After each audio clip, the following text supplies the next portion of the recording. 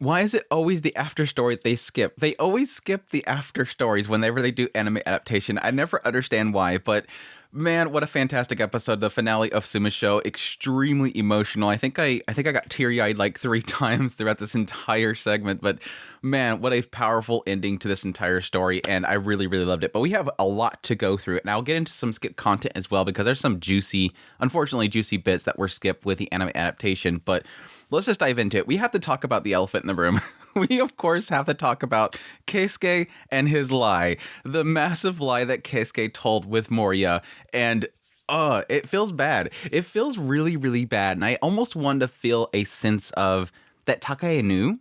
Like, there is a sense that Takae at the end of this whole thing kind of knew. And it sort of does. With the wording of the manga, it sort of sounds like Takae may know that Keisuke lied when she comes to him in his dream later on, because she sort of says something to the effect of, you did something for me that you would not normally do. Like, you did something that I thought was really kind of out of your norm.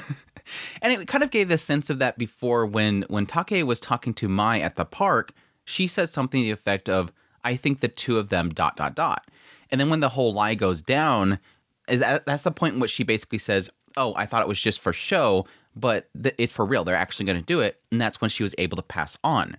And then later on, when she's in his dream, she says something to the effect of, you made a decision for me that was very painful or whatever for you, and I like that. Thank you for doing that for me. It sort of gives me a feel that she may know, that she may know that it's all a lie. And if she's coming to him as in his dreams later on, before finally passing on, I guess I can sort of get a sense there that she does see what kind of unfolded after she went to go pass on. But either way, in the end, she's passing on. But it's still really dirty. And again, this is something that Moriya had decided to do, or at least came to Keisuke in order to do, because she knew that that had to be done. That's why she went the whole process of going over there and telling Take, hey, I want to marry him. Can I marry him? Just to test the waters. Sure enough, sees that she's yawning. That's when she goes to Keisuke with that. Oh, she's yawning. That's an indication that she's passing on or that she's going away again. Let's do that. Let's put this into play. Unfortunately, not being able to tell Mai. I felt like Mai could have been way more angry about the whole situation. But in the end, yes, like I said before, it feels dirty. It's hard not to see this feels really dirty that he would do that to Take. That he would lie that he's going to get married again just to make her pass on. But again, from the perspective that Keisuke has here, my wife is sitting there and she's in pain. I need to finish this. I need to show her that I'll move on. And again, that's sort of been something they've been hinting at this entire time, that the reason that she can't move on is because she's afraid that he'll be alone. And so he has to fake that he's not going to be alone, show something that I am okay, please pass on. And that was the best way to do it quickly and get this over with. It feels dirty. It feels dirty. Like, yeah, when Mike goes up there and sure enough, he goes down and starts bowing and apologizing. And yeah, Moriya's like, it's okay. It's fine. I see that dedication. It means a lot to me. I think that's something that is, unfortunately, one of the things that this anime adaptation has glossed over is that, yes, Take means a lot to Moriya. Throughout the manga, Moriya has spent a lot of time with Take. Technically, a good portion of that is her with Marika, but she does, later on, upon finding out that this is Take and not Marika, she does make that connection there. And then at that point, yes, Take, as Marika, means a lot to Moriya. Similar to Keisuke, she wants to help her friend. Yes, that's why she like holding up the phone and everything. It's like, yeah, we seen what, one scene, maybe 1.5 scenes of her with Take. She spent a lot of time together with her. And there's a lot of scenes where she gets alone with Take, like when they went camping and everything together. She's formed a really strong bond with her. And so, yes, equally she wants to help her out. This is definitely, yes, a massive sacrifice for Moriya herself to make in this whole decision, because this is painful for her. Now, granted, in the context of everything, she has confessed to Keisuke. Keisuke denied her, and then she, basically gave this option for them to help Take. But in the end, this is a painful thing for her to do as well. Like, all around, it sucks. It sucks. But do I think that Keisuke made the right decision here? With the feeling that Take herself could possibly go to the void, in the whole, like, idea of a possession, rebirth, this belief itself. We've gotten a little bit into it throughout the story, but the concept here is that normally when somebody dies, they go off and they get everything of them wiped out, and their spirit is reborn into a new self. They become a new life entirely. That's like that monk later on says she shouldn't remember anything if she's reborn. Thus, this isn't rebirth. She's probably possessing somebody. She's a spirit that wasn't able to pass on, has been lingering because they have unfinished business, then possessed Marika. At that point, she's a spirit possessing somebody. And the problem with that is if they never have that unfinished business completed, what happens? Their spirit will eventually go to the void. And the void means that they don't go through the rebirth process. They disappear for good. It's like they never existed to begin with. And there's a fear here that, yes, that could happen with her. They need to get her to pass on. And so this is almost like a ditch effort to push her. It's okay, move on. And it's painful. That whole scene where Takae is standing there and she sees that ring being put on, my heart dropped. It had almost a brief moment there of almost having us get the impression that Takae is upset. She's upset seeing the man that she loves so much, this man that she was wanting to spend her entire life with, and this man that she was reunited with is with somebody else. Is a pain there. Like I had like a physical pain seeing that scene. Like it hurt. But then you see that smile. She's happy. Finally, he's moving on. And again, that goes in that whole realm of because you love somebody so much, you don't want them to be stuck in one place. Please move on. Please be happy for the rest of your life. Please be with somebody else. Don't be alone. I don't want more than anything. Yes, it sucks that you're going to not be with me, but I don't want you to be alone. That's all that matters for her. That's why she's able to finally move on. And yeah, seeing Mai just break down and hug her spirit, I was like, oh gosh.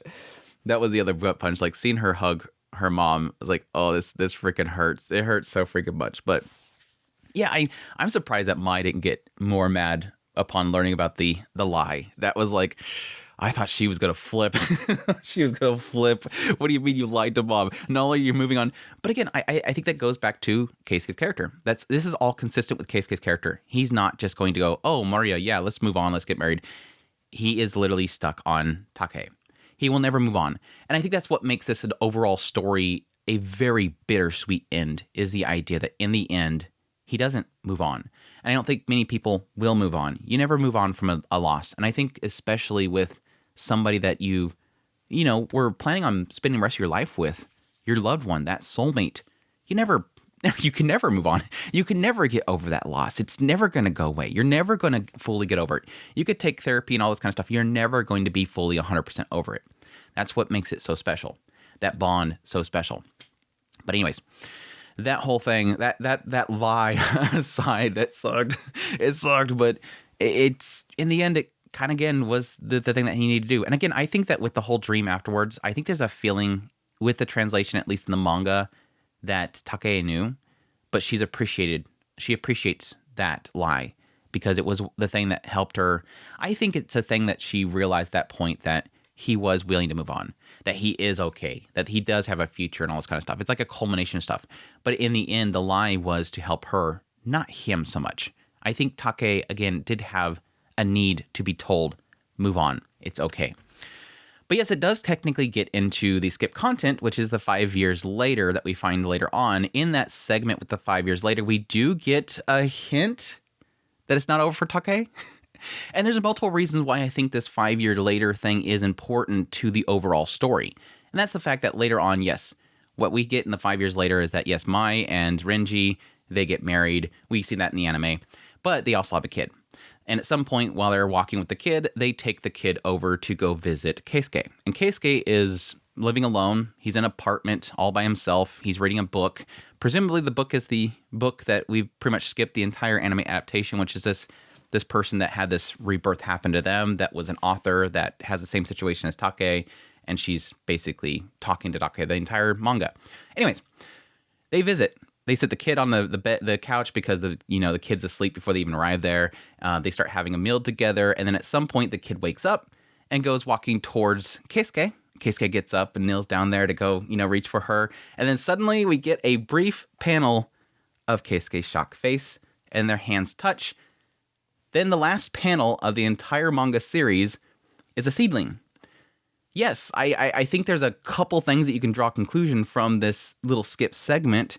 Is one that I think that it's implying that his grandchild, that Mai's child, is the rebirth of Takae.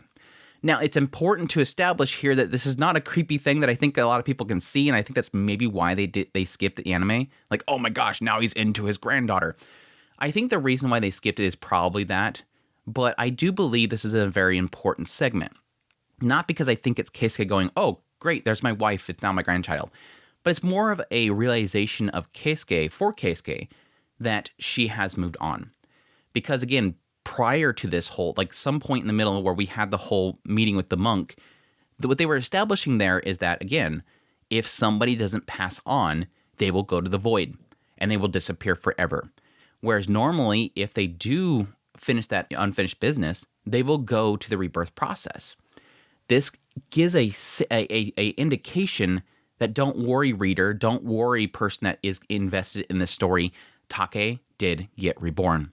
She didn't go to the void, and now she is the grandchild of Keisuke. Now she will live on. But again, to the normal rebirth process, she is erased. It's just her spirit is reborn. And so there's no indication here that, oh, Keisuke is going to be like, okay, my wife is back. No, it's just your wife's spirit was able to pass on into rebirth. Now move on with your life. You don't have to worry about her going to the void. That kind of thing. And I think it was a really beautiful way to kind of conclude things. It additionally also gives Keisuke a new life. It gives him something to kind of strive for, because not that he wants to raise this grandchild now that he realizes that it's his reborn wife, but more so the fact that he is able to have something else to kind of move on. Grandparents love grandchildren because, yes, at some point their children will leave the house, and then thus they're alone. Whereas when the grandchild comes around, ooh, it's another child for me to raise and to spoil rotten. Because I don't have to keep them around all the time. I spoil that kid rotten. And so this is something for Keisuke to look forward to. Now I have this child, just like I have this child to want to take care of and raise and make sure they're taken care of and they're healthy and they're happy. And it's, again, just kind of a new thing to give to him, a reason for living. It's super cool. I really, really like that a little bit. And I really do think there is a semblance here that he does acknowledge this grandchild as possibly being a rebirth, because why would he be shocked after? I would assume that he was, there shortly after Mai had the child. This child looks like they're, at least a year old. And so for him to be shocked at this point, I don't think so. I think he's shocked because he finally seen something in that child and goes, good. She didn't end up in the void. She was able to pass on properly. So it's a cool little tidbit there. And yes, we do get to see Marika.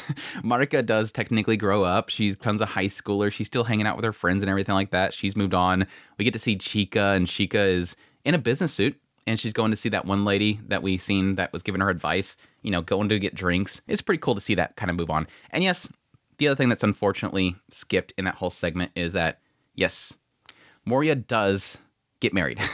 Moriya does find love. There is like a little bit where it shows that Moriya, after this whole lie happens, she does kind of meet with a friend, and the friend's like, what happened with you and Keisuke? And she's like, yeah, things didn't really work out, but I learned a lot. It sort of gives her a feeling that what I thought love was kind of wrong. And I kind of realized that there's more things to love. There's more important things than just getting married and living the rest of your life with somebody. There's important things about love that she discovered when being with Keisuke. And I think it was really the aspect of not rushing into things and probably seeing like a soulmate, essentially. Somebody that you want to really, truly be with and have that passion with. But yes, after 5 years, she does get married. It gives no indication that she got married with Keisuke. Again, I think Keisuke just lives alone for the rest of his life. Like, this is something he's accepted. He's accepted her passing, and he just doesn't want to. It really just comes down to not that he wants to be alone. It's just more of the fact that he doesn't really need somebody else. Like, he's accepted her death, and he's just moving on with his life. So it's super bittersweet. In the end, it's super bittersweet.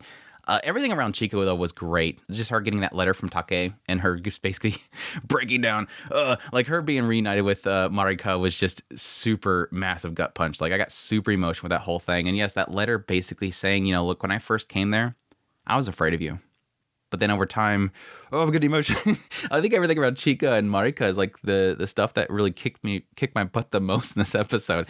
just really kind of getting that feeling that, yeah, at some point I realized you're just working really hard. You keep getting these stumbles, and I think you're going to finally be able to, you're going to do this. Like, even if you do feel like you're going to stumble, just keep going at it. I think you guys are going to be happy. You're going to be a great mom.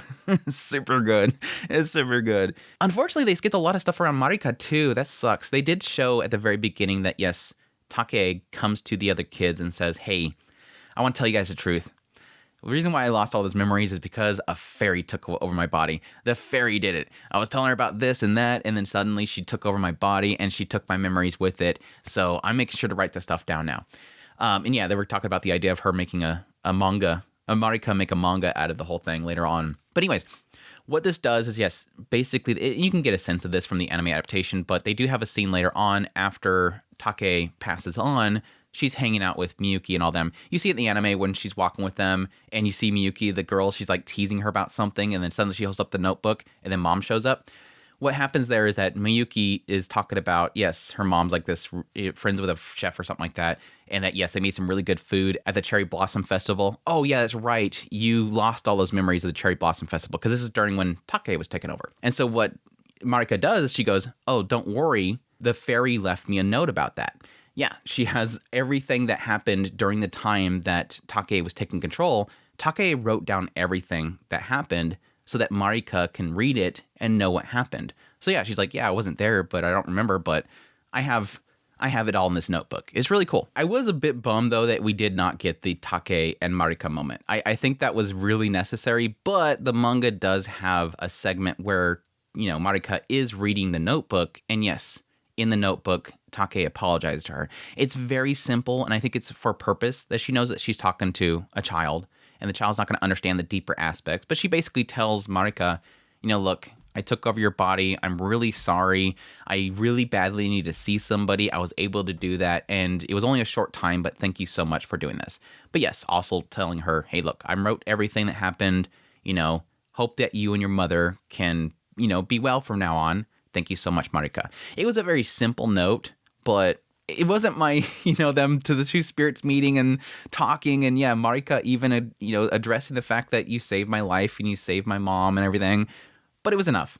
It was still enough. I forgot to get into it, but yeah, in the dream with Keisuke in the manga, oh, it sucks because Keisuke literally gets up from his seat and goes over to Take, embraces her from behind. And at some point, he literally is like, no, never mind. You can't go. You can't go. You can't go. You can't go. I mean, you get a sense of that with the anime for sure, but the manga, like, even after he tells a lie and Take passes on, he goes home and breaks down. Like, he's still obviously not okay with this.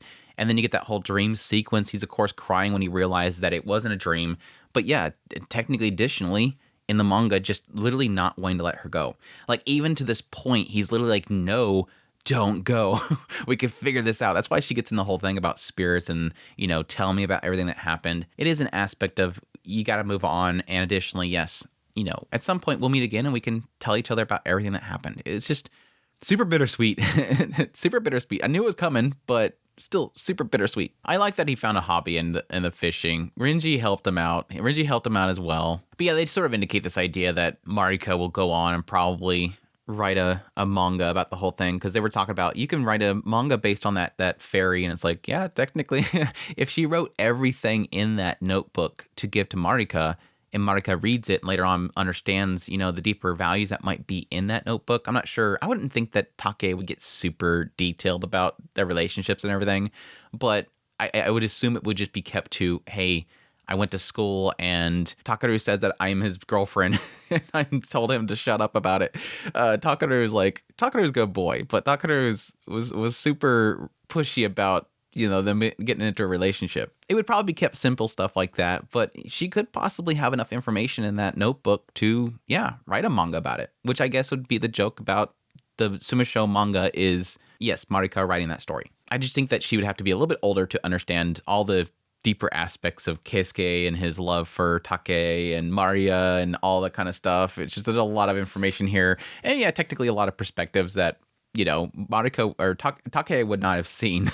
Anyways, that's my thoughts on the finale. Overall, really fantastic series. Absolutely loved it. I think it was a really good adaptation, despite the fact that they skipped quite a bit with the side characters. I think the biggest oofs for me, again before, the whole skipping of Take now possessing, Marika's body, they do go to the anniversary of Take's death, which is at her parents' house.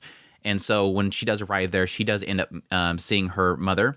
Her mother is inflicted with dementia, and everybody kind of waves off the fact that she senses Take. She senses her daughter, and it just completely wrecks Take because she starts apologizing to her, saying, I'm sorry, because she remembers, or she calls in her mind her mother obviously mourning her death. Her mother being an absolute pain because of this situation.